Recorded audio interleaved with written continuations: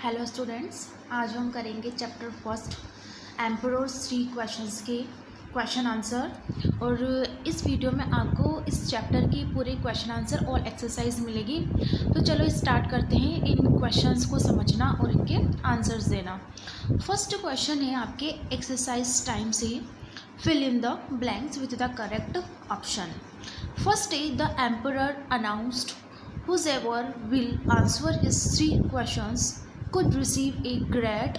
इस ब्लैंक में आपको फिल करना है वो आंसर, और वो आंसर होगा रिवॉर्ड। रिवॉर्ड कैसे हुआ? एम्परर ने क्या किया, अनाउंसमेंट की कि जो भी उसके 3 क्वेश्चंस के आंसर्स देगा उसको क्या देगा, राजा एक ग्रेट रिवॉर्ड देगा, प्राइज़ देगा, अवार्ड देगा या ऑनर देगा। तो इस जो चैप्टर है, तो चैप्टर की लाइन में इनमें से इन 4 ऑप्शंस में से कौन सा वर्ड आया हुआ है, reward. Second, in reply to the first question one person advise that the emperor should make blank of every hours day. In reply to the first question, उसने 3 क्वेश्चंस पूछे थे। तो फर्स्ट क्वेश्चंस के answer में किसी ने reply किया कि एक पर्सन ने एडवाइस दी राजा को कि राजा को बनाना चाहिए, शुड मेक यानी बनाना चाहिए। क्या बनाना चाहिए? टाइम टेबल, शेड्यूल, एजेंडा या डायरी। तो क्या बनाना चाहिए? Schedule. Third, the emperor was not dash with any of the answers. जो एम्परर, जो राजा था, वो क्या नहीं हुआ, सेटिस्फाइड ऑप्शन से अपने हैप्पी, ग्लेड, डिलाइटेड या प्लीज्ड। तो इनमें से क्या नहीं हुआ, with any of the answers. जब बहुत सारे लोग आए और उन्होंने जब इन 3 क्वेश्चंस के आंसर बताए तो राजा क्या नहीं हुआ था, प्लीज्ड। हमारा ऑप्शन हो जाएगा डी आंसर, प्लीज्ड यानी खुश नहीं हुआ। Fourth, the emperor decided to visit a who lived on a mountain. Emperor ने किससे मिलने का निश्चय किया, जो माउंटेन पे रहता था। A option ascetic, B recluse, C hermit और डी लॉनर। तो हमारा राइट आंसर हो जाएगा hermit. Fifth question, the wounded man regained and asked for something to drink. जो वाउंडेड मैन, जो घायल व्यक्ति था, जब वो वापस होश में आया, रिगेंड का मतलब वापस होश में आना, तो उसने पूछा, किसके लिए पूछा? ड्रिंक के लिए। रिगेन कॉन्शियसनेस, अवेयरनेस, अलर्टनेस या वैकफुलनेस। जब वो वापस हुआ, रिगेन यानी उसको वापस हुआ, क्या हुआ, जब वो होश में आया। तो होश में आने को क्या बोलते हैं? कॉन्शियसनेस। हमारा राइट आंसर हो जाएगा कॉन्शियसनेस। 6 है, the emperor blank was to see that he was so easily reconciled with a former enemy. जब राजा को ये पता चला कि उसका जो बहुत पुराना जो दुश्मन है, पहले का जो दुश्मन है, उस एनिमी ने क्या कर लिया है, रिकॉन्सिल्ड। रिकॉन्सिल्ड का मतलब उसे पहचान लिया। जबकि उस एम्परर राजा ने तो अपना जो वेश है, अपने आप को क्या कर रखा था, उसने डिस्गाइज्ड कर रखा था। तो एम्परर क्या हो गया, ब्लिसफुल, डिलाइटेड, ओवरजॉयड या जुबिलेंट। तो एम्परर क्या हो गया था, ओवरजॉयड। अब हमारा बी क्वेश्चंस क्या है, ट्रू और फॉल्स बताने हमें। ट्रू और फॉल्स का फर्स्ट सेंटेंस है, the emperor new the answers of all the 3 questions. क्या एम्परर इन तीनों क्वेश्चंस के आंसर जानता था? तो हमारा आंसर हो जाएगा फॉल्स, नहीं। The emperor resolved to visit a hermit who lived near the river. एक राजा ने क्या किया, रिजॉल्व निश्चय किया, उसने डिसाइड किया कि वो किससे मिलेगा, हर्मिट से मिलेगा, जो कहाँ रहता था, एक नदी के पास में रहता था। हाँ, ये बिल्कुल सही है। The emperor was pleased with answers and decided to give the reward. क्या राजा उन पर्सनस के आंसर से खुश हो गया था और राजा ने क्या रिवॉर्ड देने का निश्चय किया? नहीं, वो उनके आंसर से प्लीज यानी खुश नहीं हुआ था। तो हमारा इसका आंसर आ जाएगा फॉल्स, की जो ये स्टेटमेंट है ये क्या है, गलत है। Fourth, they both saw a man with a long white beard emerged from the woods. जो हर्मिट और एम्परर है, दोनों ने किसको देखा, एक व्यक्ति को देखा जिसकी बड़ी बड़ी वाइट कलर की बियर्ड दाढ़ी थी, एंड इमर्ज्ड जो अचानक से क्या हो, प्रकट हुआ, कहाँ से, वुड्स यानी लकड़ियों से। वुड्स का मतलब है जंगल से क्या हुआ, अचानक से वो दिखाई दिया, इमर्ज्ड यानी प्रकट हुआ। हाँ, ये बात सही है, जो स्टेटमेंट है ये ट्रू है। Fifth, the emperor was overjoyed to see that he was so easily be reconciled with the former enemy। ये लाइन हमारे पहले भी आ चुकी है। तो ये जो स्टेटमेंट है बिल्कुल सही है कि राजा उस फॉर्मर एनिमी को देखकर क्या हो गया था, ओवरजॉयड यानी उत्साहित हो गया था। यह हमारा स्टेटमेंट ट्रू है। 6, he found the hermit sowing seeds in the earth they had dug the day before. He found the hermit. जब एम्परर उसके पास गया, राजा हर्मिट के पास में गया, तो उसने हर्मिट को कैसे पाया, उसने कैसे देखा हर्मिट को कि हर्मिट क्या कर रहा था, सोइंग सीड्स, बीजों को बो रहा था, इन द अर्थ यानी पृथ्वी में यानी धरती पर, they had dug the day before, जो एक दिन पहले उसने जो वहाँ पे खुदाई की थी, उस खुदाई में क्या बो रहा है, वो बीज को बो रहा है। क्या उसने सही देखा था? ट्रू, यस, हाँ। 6th क्वेश्चन है हमारा, आंसर द फॉलोइंग क्वेश्चंस। अब हमारे क्वेश्चन आंसर्स आ गए। तुम्हारा फर्स्ट क्वेश्चन है, what were the emperors 3 questions. जो एम्परर्स 3 क्वेश्चंस जो चैप्टर है, इसमें राजा के 3 क्वेश्चंस कौन से थे, क्या क्या थे वो बताने हैं। तो राजा के 3 क्वेश्चंस कौन कौन से थे? What is the best time to do each thing, कि सबसे अच्छा समय क्या है किसी भी काम को करने के लिए। Who are the most important people to work with, ऐसे कौन से मोस्ट इंपॉर्टेंट पीपल है जिनके साथ वो क्या कर सकता है, काम कर सकता है। What is the most important thing to do at all time, और ऐसी कौन सी इंपॉर्टेंट चीज़ें जो हर समय की जा सकती है। आप इसको क्वेश्चंस को फर्स्ट को दोबारा समझना। सेकेंड क्वेश्चन है, what was the first reply which emperor got regarding it's questions. What was the first reply which emperor got regarding it's questions. उसका जो फर्स्ट क्वेश्चन था उसके रिगार्डिंग में, उसके संबंध में उसको क्या आंसर मिलता है, हमें ये बताना है।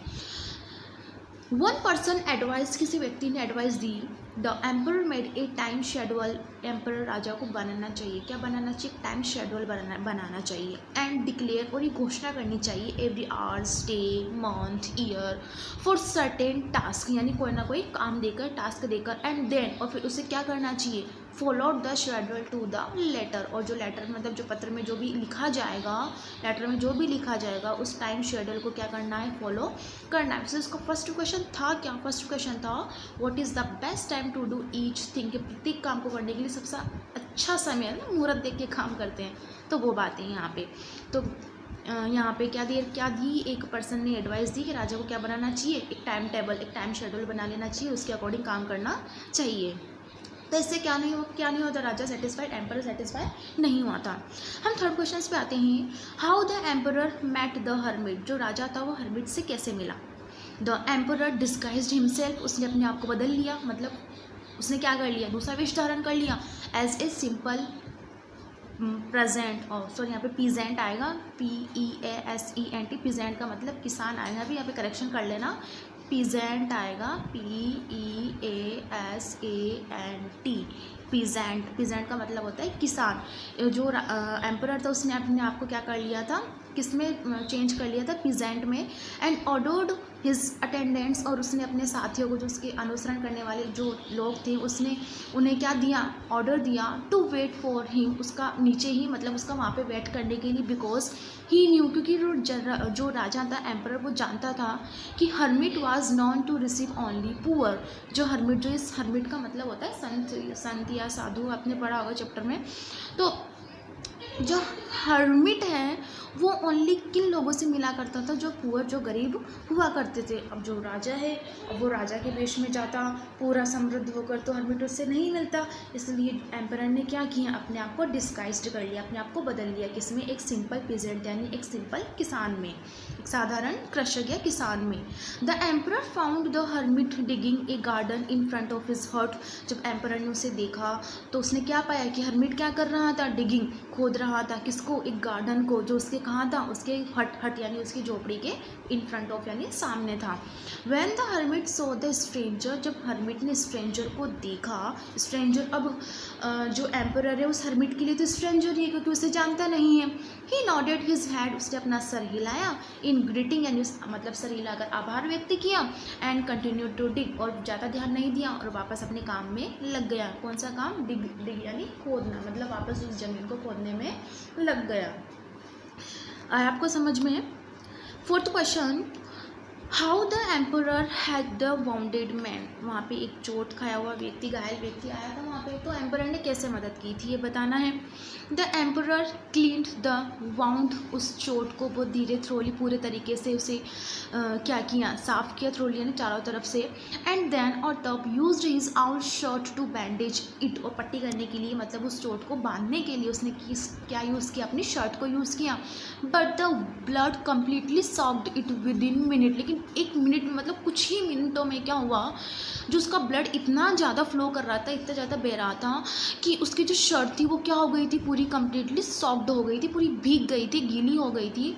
ही राइज द शर्ट आउट, उसने वापस उस शर्ट को क्या किया, मतलब उसका ब्लड है, उसने उस शर्ट को निचोड़ा, मतलब वहाँ से ब्लड निकाला।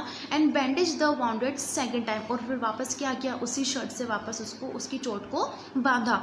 And continue to do so, और उसने ऐसा करना जारी रखा अंटिल, जब तक कि the flow of blood had stop, जब तक कि उसका खून रुक नहीं जाता। फिफ्थ क्वेश्चन है, did the emperor received all answers of his questions, क्या राजा को अपने सारे क्वेश्चंस के आंसर्स मिल गए थे क्या? यस, हाँ, the emperor received all answers of his questions from the hermit, उसे अपने सारे क्वेश्चंस के आंसर तो मिल गए थे, लेकिन कहाँ से मिले थे? हर्मिट से। Sixth question, what is the pursuit of life which author wants to explain in the whole story, do you agree to this? इस स्टोरी में जो ऑथर, जो लेखक है, जो इस लेसन को, इस चैप्टर, इस स्टोरी को लिखा है, उसके नज़र में जो वो ऐसे पूछता है कि what is the pursuit of life, कि परस्यूट का मतलब होता है तलाश, एक जीवन की तलाश। इससे क्या मतलब है, क्या मतलब बताता है ऑथर, हमें ये जानना है। Answer is the most important pursuit, जो अगर हमें जीवन में किसी की तलाश करनी है तो वो क्या है, is making that person standing at your side, जिसकी हम तलाश कर रहे हैं हम पूरी ज़िंदगी में, वो कहाँ है, वो तो हमारे बिल्कुल साइड में, बगल में ही खड़ा हुआ है। और जो साइड में बगल में, वो कौन है?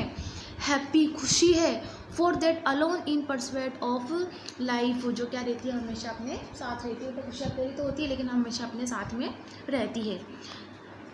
वर्किंग विथ ग्रामर, अब हमारे ग्रामर का पोर्शन आ जाता है, जिसमें क्वेश्चन नंबर जी है, choose a noun from the box for each of the following group of words. यहाँ पे कुछ नाउन्स दिए हुए हैं, इन नाउन्स को सेलेक्ट करके और हमें इस बॉक्स में फिलअप करना है। आपको बॉक्स दिए हुए हैं।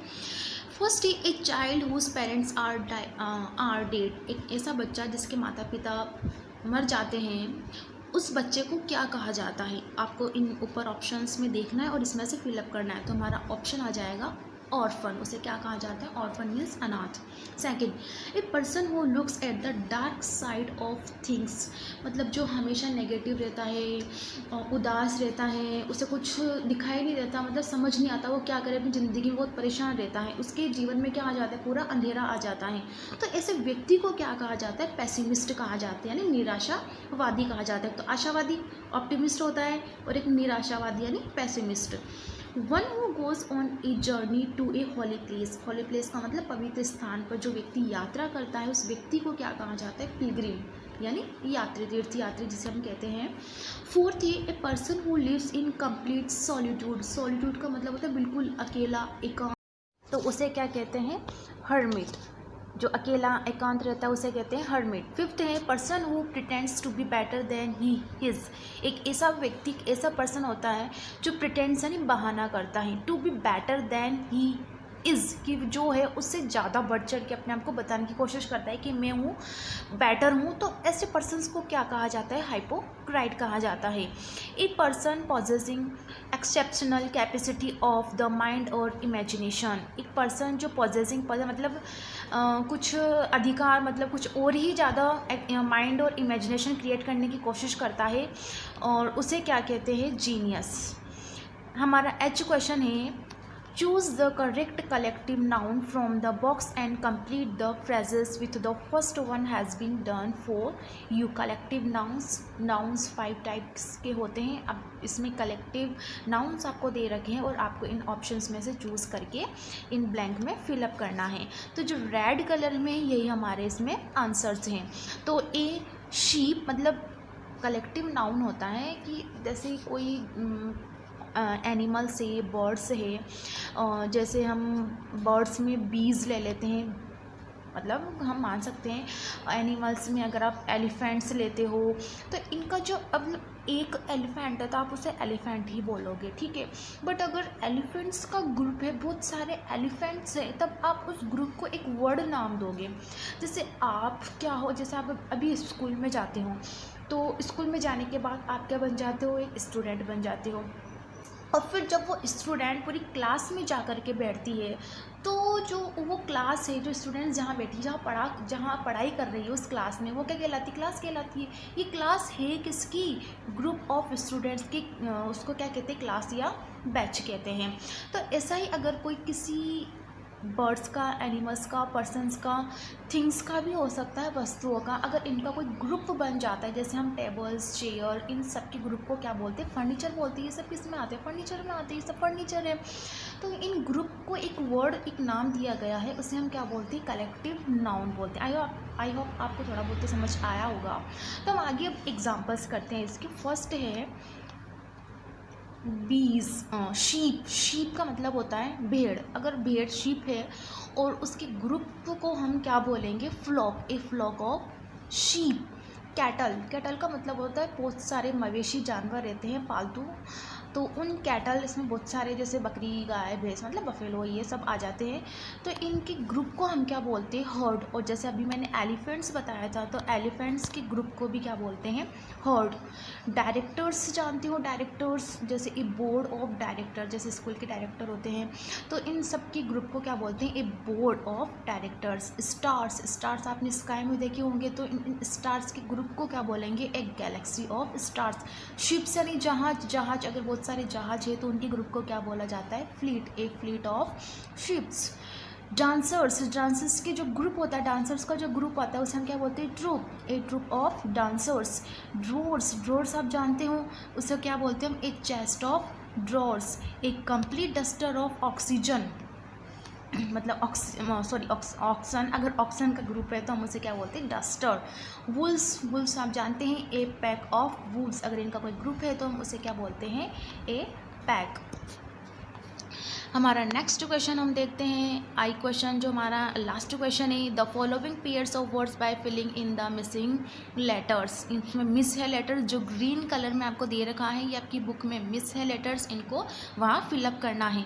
ए टेल टोल्ड। ए टेल टोल्ड का मतलब होता है एक स्टोरी। एक टेल यानी कथा होती है जो सुनाई जाती है, उसे हम क्या बोलते हैं? स्टोरी, कहानी।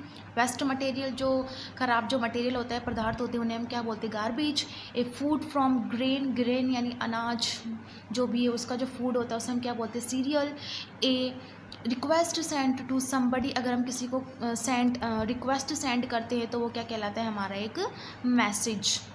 One floor of a house. Fifth है one floor of a house, हम क्या कहते हैं? स्टोरी कहते हैं। स्टोरी का मतलब जैसे one floor of a house, अगर कोई घर है और उसके हम वन फ्लोर की बात करते हैं, फर्स्ट फ्लोर है, तो फर्स्ट फ्लोर को क्या बोलते हैं? स्टोरी।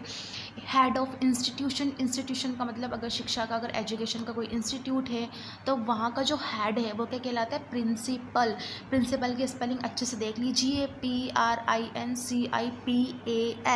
पर अगर हम गाइडिंग रूल और बिहेवियर की बात करते हैं, बिहेवियर्स के रूल्स की बात करते हैं, तो वो क्या कहलाता है? प्रिंसिपल। दोनों का प्रोनाउंसिएशन सेम है बट इसका मीनिंग अलग है।